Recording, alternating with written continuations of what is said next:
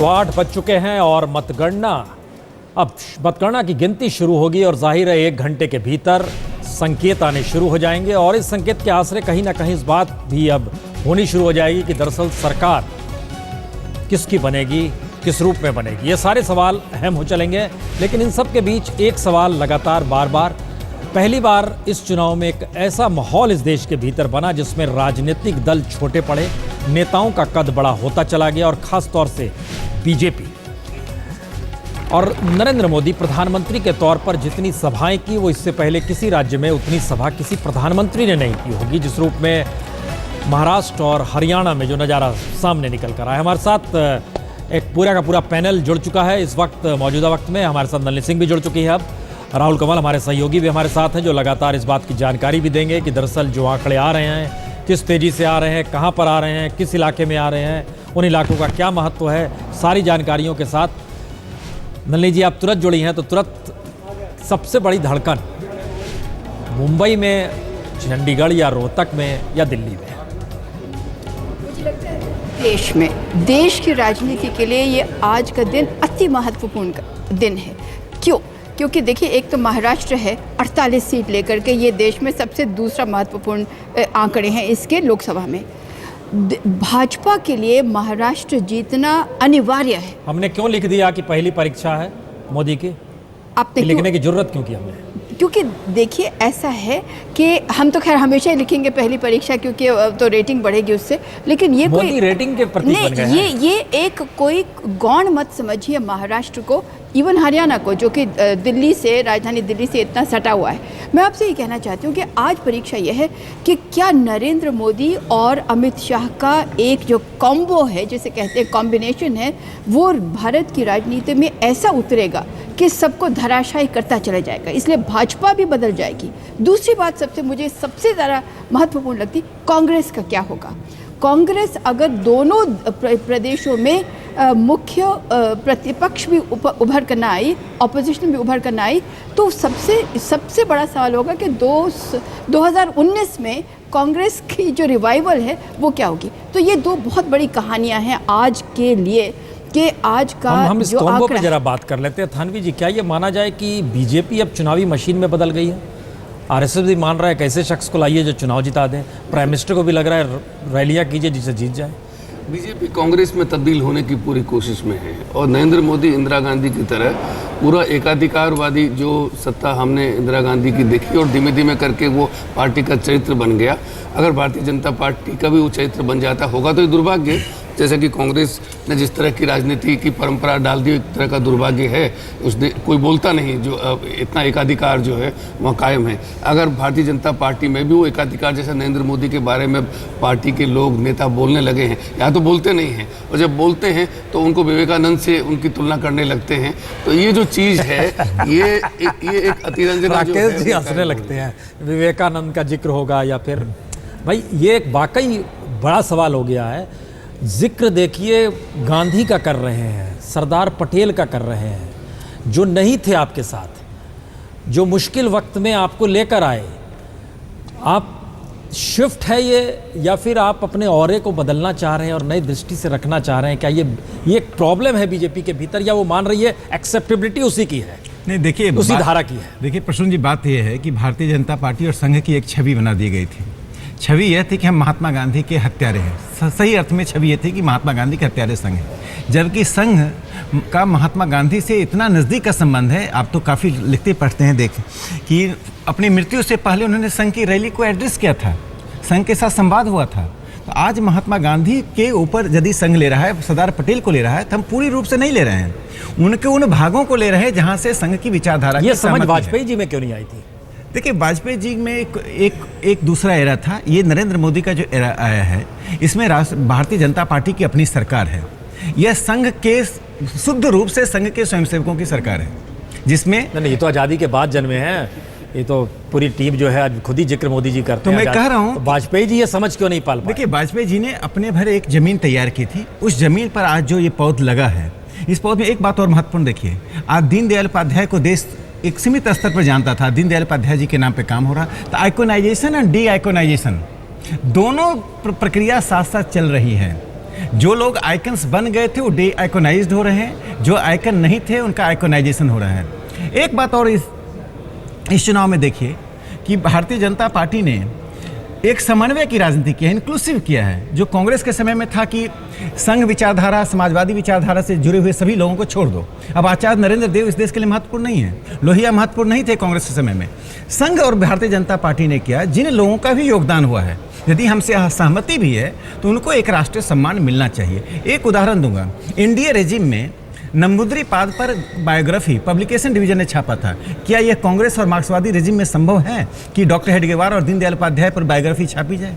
नहीं, देखिए अब ये बड़ा मुश्किल है। दूरदर्शन ने लाइव दिखा दिया आरएसएस सरसंघचालक का भाषण, क्या ये संभव था? सर 63 में उनको रिपब्लिक डे परेड में लाया गया। ठीक है, बुला रहा, रिपब्लिक डे का अलग आपने अपने चैनल पर दिखाया कि हमने ये भी बताया कि दलित माने अम्बेडकर ने जो धम्म चक्र परिवर्तन किया था उसको नहीं कोई लाइव दिखाया पाया आज तक नेशनल चैनल, जबकि वहां बड़ी तादाद में लोग जुटते हैं। दलितों को इग्नोर किया गया, ये भी एक फैक्ट, ये भी हमने दिखाया। देखिए बात यह है कि दलितों के कार्यक्रमों को दिखाना नहीं दिखाना, लेकिन देखिए दूरदर्शन का टीआरपी देखिए। अरे अब लीजिए मजा, अगर वही तो हम कह रहे हैं, हर चीज मार्केटिंग हो गई है। मैं यह कह रहा हूं, यही तो कह रहे हैं, यदि दूरदर्शन को टिकना है आपके चैनल के साथ तो उसको उस बाजार के उन शर्तों को स्वीकार करना पड़ेगा। मोदी को देखना चाहते हैं इस दौर में, कहाँ आके हम लोग फंस गए हैं। लेकिन हम उस चर्चा को लेकर आना चाह रहे थे। संजय जी, आपने जो सवाल किया, हम देखिए सोशल मीडिया को साथ लेके चल रहे हैं। वो कह रहे हैं जाति को कब तक आप जोड़े रखिएगा, बदलिए आप। जाति भारतीय समाज से मोदी काल के बाद क्या राजनीति में मायने नहीं रखेगी? क्योंकि जैसे ही चुनाव की घोषणा होती है और कोई भी पार्टी, चाहे वो बीजेपी हो, कांग्रेस हो, किसी भी पार्टी को ले लें, टिकटों का बंटवारा होने के पहले वो हर कंस्टिट्यूंसी वाइज कंस्टिट्यूंसी ये देखते हैं कि किस जाति का प्रभाव किस कंस्टिट्यूंसी में है। शुरुआत वहीं से होती है कि टिकट उस कैंडिडेट को दिया जाए जिसकी जाति वहाँ उसकी कंस्टिट्यूंसी में प्रबल हो। तो आप कैसे मानते हैं कि वो वोटर उस कैंडिडेट के साथ जुड़ेगा नहीं जो उसकी जाति का होगा? ये मान लेना कि 2014 के चुनाव में मोदी ने इतनी बड़ी जीत हासिल की और उसमें जाति का कोई प्रभाव नहीं रहा, मैं नहीं मानता ऐसा। बिहार की राजनीति को देखें, उत्तर प्रदेश की राजनीति को देखें, जिस तरह के छोटे छोटे गठबंधन किए। राहुल वहीं पर थे और लगातार ये जो कर रहे थे, रामदास अठावले से भी बात हो रही थी आपकी। क्या ये बहुत ही महीन तरीके का हुनर है जिसमें बताया तो जा रहा है डेवलपमेंट, लेकिन उस कॉम्बिनेशन को भी साथ रखा जा रहा है बीजेपी के जरिए, जहां पर उसको जीत मिल सकती हो? प्रसून जी, अगर हम अमित शाह और नरेंद्र मोदी की पॉलिटिकल स्ट्रेटेजी को देखते हैं तो इसमें जाति बहुत अहम है। कोई ये माने कि जाति उसमें कोई रोल प्ले नहीं करती, वो एकदम गलत होगा, क्योंकि यहाँ पर भी हरियाणा में नॉन जाट अलायंस बनाया गया है। महाराष्ट्र में कोशिश की गई है कि मराठा वोट बटे और गैर मराठा वोट बीजेपी के पक्ष में आए। तो लगातार कैंडिडेट कौन होगा, जहाँ पे पार्टी का कैंडिडेट नहीं होता वहाँ पे पार्टी कैंडिडेट इंपोर्ट करती है जो बाहुबली छवि का हो, जो अपनी जात के कैंडिडेट को खींच पाए। तो जाति बहुत इंपॉर्टेंट है अमित शाह के लिए। ये मानना कि जाति का इस चुनाव में कोई प्रभाव नहीं या प्रभाव कम हो रहा है, ये शायद गलत होगा। लेकिन संजय जी, शायद कुछ हद तक ये सही होगा कहना कि जो युवा पीढ़ी है, जो फर्स्ट टाइम वोटर है, उसके लिए क्षेत्रीय फैक्टर्स या फिर जात के फैक्टर उतने इंपॉर्टेंट नहीं है जितनी कि पिछली पीढ़ी के लिए हुआ करते। लेकिन आज भी अगर बीजेपी का कास्ट अलायंस फिट ना बैठे तो इनकी बहुमत नहीं आने वाली, ना महाराष्ट्र में ना हरियाणा में। कास्ट अलायंस बहुत अहम है। बिल्कुल राहुल, मुझे लगता है कि 2014 के चुनाव में एक बात बिल्कुल स्पष्ट था, जो युवा पीढ़ी का मतदाता जिसकी आप जिक्र कर रहे हैं 18 से 23 वर्ष, उनमें बहुत बड़ा रुझान दिखाई पड़ा बीजेपी की तरफ। एनआई भारतीय मीडिया के भीतर मोदी हो गया। पहले अंग्रेजी बोलिए, फिर हिंदी में बोलिए, फिर अच्छा ठीक ये बोल दीजिए, रीटेक भी दे दीजिए, रीटेक भी दे दीजिए। अच्छा, लाइव में देखिए पकड़ा जाता है सब। लेकिन संजय जी, ये सवाल था जिसका जिक्र इन्होंने किया और राहुल भी कर रहे हैं कि कास्ट कम्बिनेशन के बगैर बीजेपी चलती नहीं, या उस इलाके की परिस्थितियों को देखकर वो चल रही है। हम फिर दोबारा उसी पे लौट रहे हैं। इसीलिए आज की तारीख में प्राइम मिनिस्टर मोदी को गांधी का नाम लेना है, अंबेडकर का जिक्र करना है, पटेलों को दरकिनार करने के लिए उधर सरदार पटेल को लेकर आए, क्योंकि वहाँ पर केशुभाई पटेल एक वक्त थे, तो बड़ा ही पटेल ले आइए। ये कम्बिनेशन और देश चलाना और देश को चलाते हुए आगे ले जाने में चुनावी जीत में तब्दील हो रही है बीजेपी। आपको नहीं सा लग रहा है? देखिए, सिर्फ जीतना है। एक बात मैं बताऊंगा कि प्रतियोगी राजनीति में जो कम्बिनेशन है उस पर तो ध्यान देना ही पड़ेगा। आइडियलिस्टिक पोजीशन नहीं आ सकता कास्ट पर। लेकिन एक बात आप देखिए, 2014 में या 1977 में एक सीमेंटिंग फैक्टर काम किया जो अखिल भारतीय स्तर पे काम कर रहा है, जो बियॉन्ड कास्ट बियॉन्ड रीजन जा रहा है। वो सीमेंटिंग फैक्टर है अभी इस चुनाव में भारत की अस्मिता और विकास। ये दोनों है, विकास ही नहीं है, भारत की अस्मिता का भी सवाल है। देखिए कि हिंदू मन को, जो लोग बोलते नहीं हैं, हिंदू मन को 10 साल में यूपीए सरकार ने हिंदू टूरिज्म में सैफरन टूरिज्म के नाम पर बहुत ही दुखी किया था।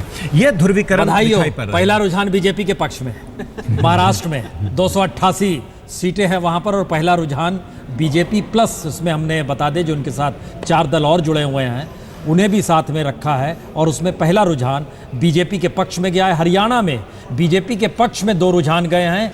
ये लगातार अब सिलसिला बहुत तेजी से चलेगा। हरियाणा की 90 सीटें, 2 सीट पर बीजेपी आगे चल रही है, 1 सीट पर महाराष्ट्र में 288 सीट आगे चल रही है। इसका मतलब है बहुत तेज़ी से रुझान आना शुरू होगा। कोई 2 मिनट का भीतर ही अगर आ गई हैं चीज़ें तो बहुत तेज़ी से आएगी, और इसके लिए राहुल बैठे भी हैं, लगातार आंकड़े बताते भी चलेंगे। लेकिन थानवी साहब, एक सवाल यहाँ पर और आ रहा है जिसका जिक्र ये कर गए 1977 का। इंदिरा गांधी ने बाहर से इतना दबाव बना लिया था कि कांग्रेस पार्टी छोटी हो गई थी। नरेंद्र मोदी ने बाहर से इतना दबाव पार्टी पर बना दिया अपने समर्थन में, पार्टी छोटी हो गई, मोदी आ गए। अब बताते भी चलिए, बीच में देखिए 5 रुझान हो गए, 6 पे आगे बीजेपी चल पड़ी है, रफ्तार तेज है। बीजेपी का सवाल है, वहां पर पटाखे मिठाइयाँ खरीद ली गई हैं। बोला गया है कि जब तक पूरे नतीजा ना आ जाए तब तक मिठाई ना खाना, पटाखे मत फोड़ना। लेकिन जैसे ही नतीजे आते हैं खूब दिवाली मनाई जाएगी आज बीजेपी कार्यालय, हरियाणा से लेके महाराष्ट्र से लेके दिल्ली तक। फूल भी खरीदे गए हैं, तो फूलों से जो पर्यावरण को नुकसान पहुंचने वाला है, पटाखों से जो पहुंचने वाला है, फिर स्वच्छ भारत है, कैसे सब सफाई भी होगी ना। दो स्वच्छता अभियान चल रहा है। एक तो गांधी जी के नाम पर सड़क और समाज का, और दीनदयाल जी के नाम पर राजनीति की स्वच्छता अभियान चल रहा था। ये दीनदयाल जी के नाम पर स्वच्छता अभियान है। प्रसून जी, भारत की राजनीति बहुत हद तक बदल रही है, क्योंकि 1970 के दशक में जब इंदिरा गांधी को हराया गया तब माना यह जाता था कि opposition index unity Indira Gandhi के खिलाफ वो अहम है। आगे चलकर मोदी के खिलाफ बाकी जो पार्टियां हैं वो लामबंद होगी मोदी को हराने के लिए। वो जो आपने अभी स्वच्छता की बात की और पटाखों की बात की, पर्यावरण के मामले में तो नरेंद्र मोदी के विचार सामने आ चुके हैं, और उनमें और स्वच्छता में बड़ा अंतर विरोध है। और पर्यावरण के मामले में उन्होंने कहा कि कहाँ पर्यावरण का प्रदूषण होता है। सारी दुनिया में भारत की स्थिति पर्यावरण को लेकर के कितनी दयनीय है, पर उन्होंने कहा कि सब बेकार के आंकड़े हैं, तो इसलिए उन चीज़ों को इससे अब मत जोड़िए। दूसरी बात मैं ये कहता हूँ कि बड़ी महत्वपूर्ण बात आपने शुरू में जातिवाद की थी, और एक बीच में संघ का चला, तो मैं सोचता हूँ कि उसको भी चुनाव में न लाया जाए। हालांकि मैं ये जरूर बता देना चाहता हूँ कि प्यारेलाल गांधी जी के जो सचिव थे, उनकी जीवनी में साफ लिखा है कि गांधी जी की जब हत्या हुई तो संघ ने जो है पटाखे छोड़े थे, मिठाइयाँ बांटी थी। आज दूसरा मौका है, पटाखों और मिठाइयों का अपना अपना वक्त होता है, लेकिन इतिहास को जुटलाया न जाए, तो उस बहस में न पड़े। लेकिन अद्भुत देखिए हो रहा है, जितनी सीटों के भी रुझान आ रहे हैं सभी बीजेपी के पक्ष में है। हरियाणा में 7 सीट के रुझान, 7 बीजेपी के पक्ष में। महाराष्ट्र में 7 रुझान, 7 बीजेपी के पक्ष में। यह संकेत भारतीय राजनीति में कम से कम अब किस तरीके से एक नेता उभरता है और राज्यों की राजनीति को प्रभावित कर देता है। और जो प्रादेशिक दल हैं वो धीमे धीमे अप्रासंगिक खत्म तो नहीं कह सकते हैं, क्योंकि वो निर्भर करता है कि किस तरीके से। देखिए, एक विश्वास जो नरेंद्र मोदी में लोगों ने जगा दिया, और ये नरेंद्र मोदी की जीत नहीं थी, ये कांग्रेस की हार थी। नरेंद्र मोदी ने अपना व्यक्तित्व बड़ा किया, और अभी उनकी सफलता और विफलता लोगों के सामने बहुत ज़्यादा साफ नहीं है। इसका लाभ उनको मिल रहा है, लेकिन लोग इसलिए लाभ दे रहे हैं कि आप सिर्फ दिल्ली नहीं, आप जो राज्य लेना चाहते हैं लीजिए, लेकिन इस देश में अगर आप सचमुच जितने वादे किए हैं तो ये उनकी परीक्षा है, और उस परीक्षा में अगर वो खरे उतरते हैं तो उनको और राज्यों में भी लाभ मिलेगा। वो राज्य जो बरसों से प्रादेशिक दलों के कब्जे में हैं, लेकिन अगर वो अभी 4 महीने का जितना उनका काम है, अगर आगे भी सिलसिला ऐसा चला तो मुझको लगता है कि फिर उनको हो सकता है कि फिर निराशा हाथ लगे। जी नलिनी, मैं कहना चाहती हूँ कि जो इतना हमें खाली जानकारी देते हैं, INLD 2 सीटों पर आगे चल रही है। कुल 10 सीटों के रुझान आए हैं। 8 सीट पर बीजेपी, 2 सीट पर INLD चल रही है, यानी चौटाला की पार्टी, और दूसरी तरफ 9 रुझान महाराष्ट्र के, 9 सीट पर बीजेपी। जी, इसका मतलब कि एग्जिट पोल काफ़ी हद तक कुछ सही नजर आ रहे हैं। जी, बिल्कुल। लेकिन मुझे ये लगता है कि जैसे आपने बात की, अब जो बात जातिवाद की चल रही थी, ये देखिए, जो मुस्लिम वोट थी, जो कहते थे कि कब्जा है हमारा, हम ठेकेदार हैं मुस्लिम वोट के, मुसलमानों ने अब दिखा दिया है कि कुछ और हो रहा है। क्या आप हम ये मान के चलें कि महाराष्ट्र में मुस्लिम ने वोट ही नहीं किया? वोट किया तो आप रुझान देखिए। दूसरी बात मैं आपसे कहना चाहती हूँ, लॉलीपॉप की जो राजनीति थी कि आपको आरक्षण देते हैं, जाट को जॉब में इसमें नौकरी में आरक्षण दिया, कांग्रेस पार्टी ने, जाटों ने वोट कर दिया INLD को। आप देख लीजिए रुझान, महाराष्ट्र में मराठा को उन्होंने आरक्षण दिया, मराठा ने वोट कर दिया शायद शिवसेना को या बीजेपी को। तो मैं ये कह रही हूँ कि ये कई चीज़ें आज भारत की राजनीति, आज का दिन भारत की राजनीति के लिए अति महत्वपूर्ण है। एक महत्वपूर्ण मोड़ ये कह सकते हैं। शिवसेना 3 सीटों पर आगे चल रही है, बीजेपी 9 सीट पर आगे चल रही है, महाराष्ट्र में 13 सीटों पर आगे, शिवसेना 4 सीट, बीजेपी 9 सीट, और हरियाणा में 11 सीट के रुझान है, बीजेपी 8 सीट। और सबसे बड़ी राजनीतिक दल के तौर पर तो माना ही गया। सवाल यही है कि जादुई आंकड़ा कैसे, किस रूप में छुएंगे। शाइना एनसी जी, ये वाकई भारतीय राजनीति का एक अहम मोड़ साबित होगा आज का परिणाम। संकेत आपके पक्ष में अभी तक जा रहे हैं, 9 सीटों पर बीजेपी आगे चल रही है महाराष्ट्र में। शाइना एनसी जी। जी हाँ, बिल्कुल। और मैं आपको यकीन से कह दूं कि ये सिर्फ हवा की बातें नहीं हैं। बहुत सारे लोगों ने प्रचार चलाया कि 5 पार्टीज़ हैं और जनता बहुत कंफ्यूज्ड है। महाराष्ट्र की जनता बहुत समझदार है। उन्होंने ठान लिया है कि वो एक स्थिर सरकार को बना के ही रहेंगे, क्योंकि 15 साल में जो शासनकाल कांग्रेस एनसीपी का रहा है, एक लूट मची थी इस प्रदेश में। जो प्रदेश नंबर 1 पे था आज नंबर 6 पे हैं। इन्वेस्टर्स बाहर निकल चुके हैं, इंफ्रास्ट्रक्चर प्रोजेक्ट्स ख़त्म नहीं हो रहे थे, महिला के सुरक्षा को लेके कन्विक्शन रेट इतना कम, बहुत सारे असंवेदनशील नेता जो लगातार उनके बयानबाजी, मैं आपको याद दिलाना चाहती हूँ हाल ही में जो RR पाटिल ने कहा कि महिला के साथ बलात्कार करना ही है तो इलेक्शन के बाद कीजिए, या फिर अजीत पवार का जो 70,000 करोड़ का इरिगेशन स्कैम है, या फिर कांग्रेस का जो आदर्श का घोटाला था।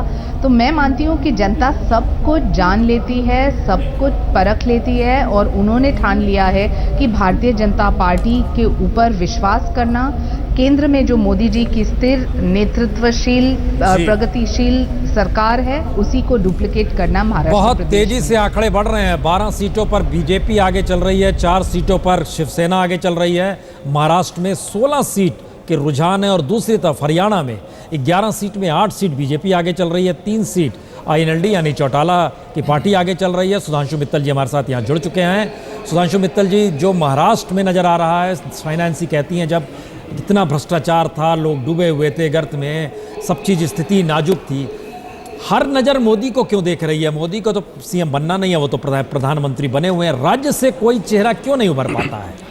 प्रसून जी, हिंदुस्तान की राजनीति एक नई राजनीति की ओर जा रही है जी। जो सफर लोकसभा में चालू हुआ था वो उसका प्रतिबिंब हम इन चुनावों में देख रहे हैं। हिंदुस्तान की नई राजनीति जो है वो उम्मीद की राजनीति है। वो जात पात, धर्म, क्षेत्रीयता, भाषा, इनसे छोड़ के वो भविष्य की तरफ राजनीति देख रही है। धनकर समाज जोड़ा गया, RPI जोड़ा गया, राजू शेट्टी जोड़ा गया, कल तक विरोध करते थे, कैसे चलेगा? क्या है, चीजों को अगर परिप्रेक्ष्य में देखेंगे या अपवाद में देखेंगे, ये पहले तय कर लीजिए। नहीं, तय कैसे कर रहे हैं? इसका मतलब थोड़ी आप जीत रहे हैं तो आप कुछ भी कहिएगा। हम तो आपसे बता रहे हैं कि पहले क्या होता था, अब क्या होता है। बात तो सुन लीजिए जी। किसी भी व्यवस्था में अपवाद जरूर होते हैं, लेकिन जब मूल्यांकन करा जाता है तो उसकी वस्तुस्थिति क्या है उसका मूल्यांकन करेंगे। हम एक मिनट, हम इसके जरा गुणात्मक तौर पे देख लें। संजय जी हमारे साथ सैफोलॉजिस्ट के तौर पर भी है। संजय जी, ये जो बात अभी सुधांशु जी ने कही, भारतीय राजनीति बदल रही है, और दूसरा पक्ष ये हमने जो कहा कि जो गठजोड़ हुआ है, क्या ये माना जाए बीजेपी उस हुनर को सीख गई है जो इससे पहले वो नहीं सीख पाई थी? हिंदुत्व का नारा लगाया तो उसी में आगे बढ़ गए, देखिए धड़धड़ा के गिर गए थे। संजय जी, अगर 2014 के चुनाव के नतीजों को देखें और जिस तरह से स्ट्रैटेजी बनाई बीजेपी ने, और इन चुनाव में जिस तरह से वो हरियाणा और महाराष्ट्र का चुनाव लड़ रहे हैं, इससे स्पष्ट दिखाई पड़ता है कि राजनीति बदली है। लेकिन जैसा मैंने पहले भी कहा कि इसमें अगर हम ये मान लें कि सिर्फ नेतृत्व का असर है और कास्ट कॉम्बिनेशन, जो हमने पहले भी चर्चा की, छोटे छोटे कास्ट ऐसी पार्टियों के साथ गठबंधन करना एक खास वोट बैंक को ध्यान में रख करके, तो इसका ये 2014 के लोकसभा चुनाव में भी हुआ और हरियाणा और महाराष्ट्र में भी दिखाई पड़ा।